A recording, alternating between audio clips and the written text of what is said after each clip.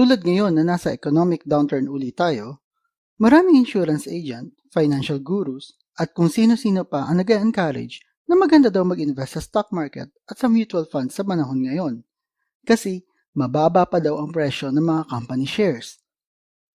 At ayon sa librong Money Master the Game, nung ininterview ni Tony Robbins si Sir John Templeton kung saan galing ang kanyang yaman, ang isinagot sa kanya ni Sir John Templeton ay nagsimula ito nung nag-invest siya sa stock market noong Great Depression. At tulad ng current situation ngayon at sa kaliwa't kanan na pagsasara ng mga businesses, importante na ilayo mo ang emotion mo sa iyong mga financial decisions. At ito ang ilan na pwede mong gawin para mag-survive sa isang stock market crash. Una, hold on to your cash. Ang pagpapanatili ng cash sa iyong portfolio upang maaari mong samantalahin at bumili ng mga company stocks habang bumababa ang presyo nito.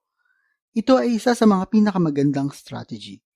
Para kung may biglang opportunity ay may available funds ka sa iyong portfolio. Pangalawa ay huwag magbebenta or don't sell. Sa panahon ng bear market, ang bawat tao ay maaaring malugi kung sila ay magta-trade. Tandaan palagi na hanggang hindi ka nagbebenta ng company shares mo ay wala ka pang loss. Pero once na nag-sell ka, ay dun yung time na nag-lock in ka na sa pagkalugi mo. Kaya please, tandaan natin na don't sell. Ang pangatlo ay ang peso cost averaging. Ito ang aking ginagawa sa loob ng 4 na taon at marerecommend ko ito sa aking mga kaibigan. Ang strategy na to ay simple lang at magandang panimula para sa mga newbies. Ang ibig sabihin lamang nito ay ang consistent na pagbili ng stocks every month no matter the price. Pumili rin ng company na nagbibigay ng dividends. Kung gusto niyo pang malaman ang tungkol dito, may video akong ginawa at makikita niyo yung link sa baba ng video na to. Number 4 ay yung low information diet. Umiwas sa mga balita at sa social media para hindi ka magpanik. The more na tingin ka ng tingin sa stock info, the more na pwede ka magpanik at mag-sell kasi sisikapin mong bumawi, which magiging cost ng mas matindi mong pagkalugi. Panglima ay wala kang gagawin or do nothing.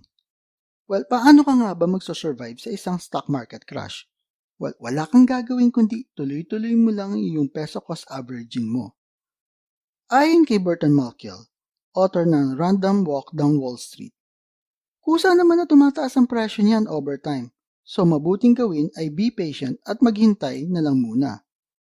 Makikita rin sa graph na ito na every dive ng stock market ay may kasunod na upward trend.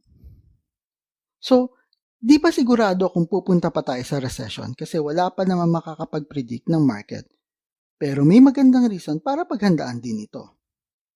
Kaya kung mahilig kayo sa videos tungkol sa pera, motivation at business, like and share nyo lang ito at kita-kita ulit tayo sa susunod na video.